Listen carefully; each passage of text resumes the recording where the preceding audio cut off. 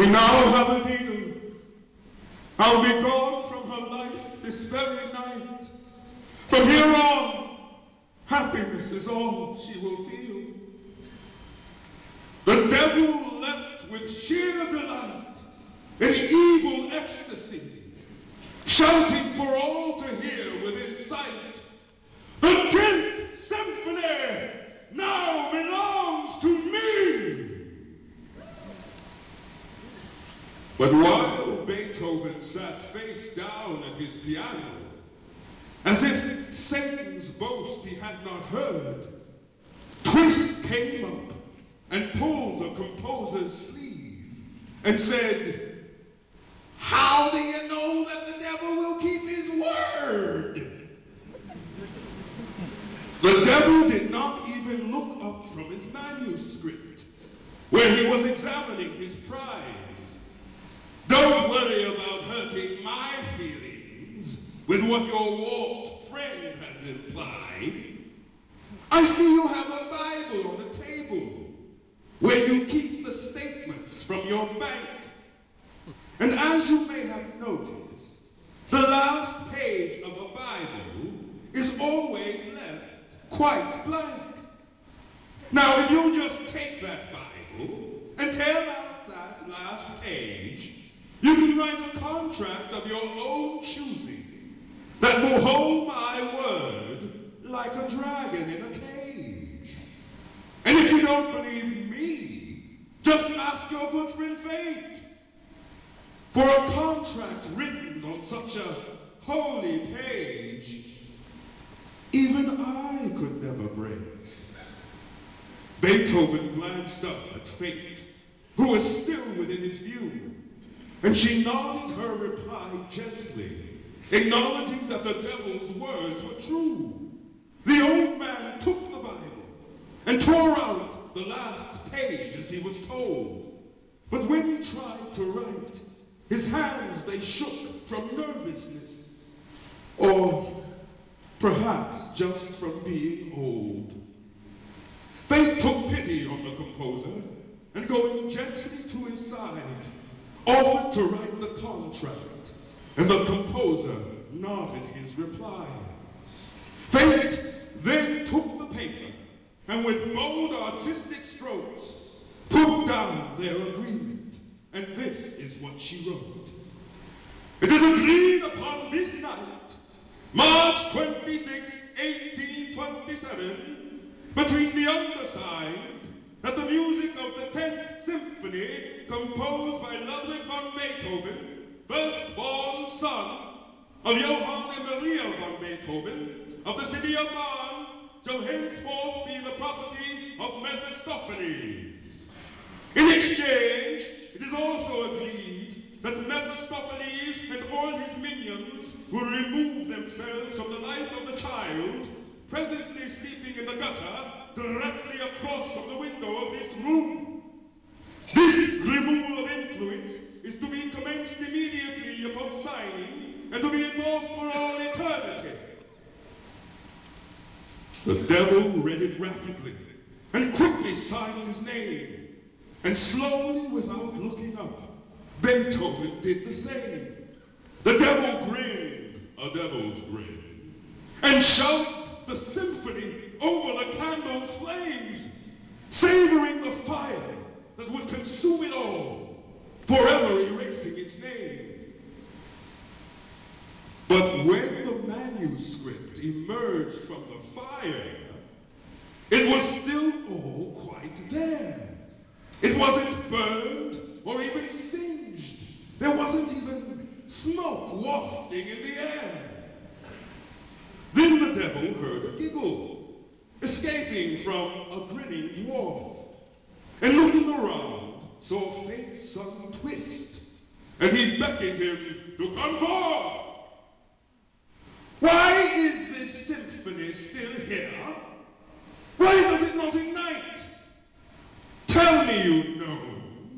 What do you know? For if it does not burn, you might." Twist squirmed nervously before Satan, but could not hide his delight as he explained how the music had survived and would live long past this night.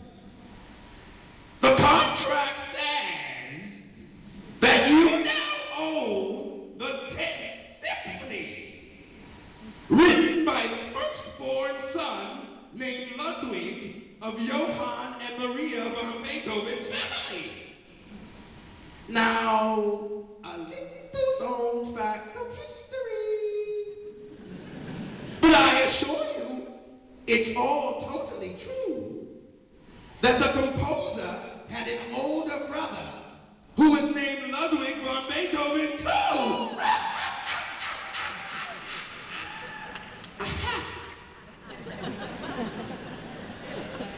Now, this child died quite young, before our composer here was born.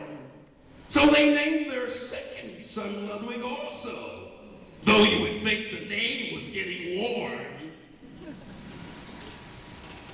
His older brother lived only days, and now is at rest with God.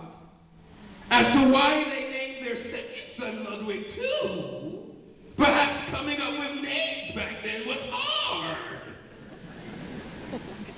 So according to the deal you signed, if the first Ludwig rises through the coffin boards and writes 9 other symphonies, the 10th one will be yours.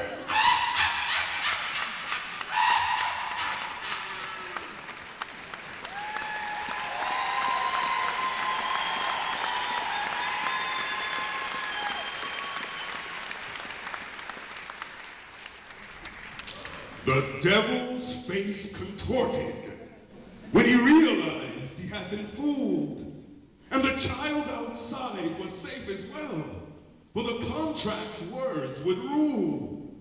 The floor opened into an abyss, and the devil disappeared, as outside the storm resided, and the stars shined in the sky now clear. Beethoven stood up in confusion over what had just occurred. He realized the girl and the symphony were safe from what he had overheard. But he asked fate why the devil had not taken his soul to hell. He never had your soul, fate said. It was never his to sell. But the devil said he owned it. For my sins, that he did summarize.